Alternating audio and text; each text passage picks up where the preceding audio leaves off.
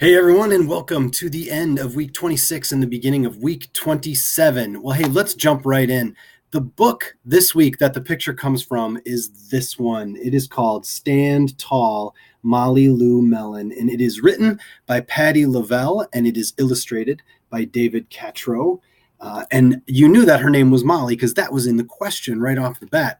Well, there were 9 classes that got, or classes that got the answer right.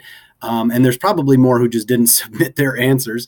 But a lot of people got it right. But I do want to point one thing out. There was a student in Mrs. Youngman's class by the name of Max who remembered seeing it in his sister's book. And he remembered the answer from seeing it in his sister's book. Hey, you can see these answers anywhere. You never know. So pay attention. It might be in your sister's book that you find the answer to the question. What is the name? Whoops, that's the wrong page. What is the name of the person who made fun of Molly? There she is, getting on the bus on that first day of school in a new school. What is the name of the person that made fun of her but learned a lot over the course of the book? His name is Ronald Durkin. So if you answered Ronald Durkin, you got the answer right. Wanted to tell you a little bit more about Molly. You learn about her right away from the beginning, and there's some things, some people might say there's problems that she has or whatever, but her grandmother spins it around for her and gives her these great advice. For example, she's the shortest girl in first grade, but her grandmother says, walk as proudly as you can, and the world will look up to you. You learn that she has buck teeth that stuck out so far she could stack pennies on them. But her grandmother told her to smile big and the world will smile right alongside you. Such good advice. You learn that when she has a voice that sounds like a bullfrog being squeezed by a boa constrictor, but her grandmother tells her, sing out clear and strong and the world will cry tears of joy. Well, such great advice. And we saw the picture of her.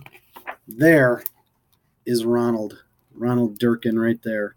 And he is taking a look at her with his one eye squinted shut as she stacks pennies on her buck teeth. All right. In the end, I'm not going to tell you how everything turns out in the end, but I will say this. There's one of the last pictures, and you can see that Ronald is no longer making fun of her. So there is a great lesson in the end.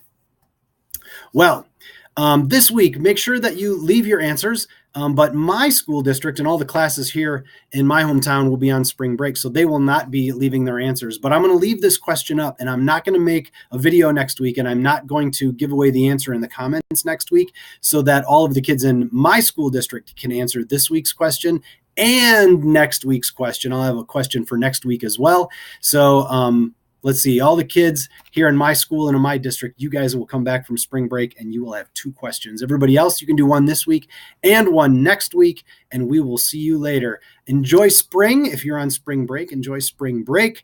And until next time, keep reading and keep looking in your sister's books for all of those answers. We'll see you. Bye.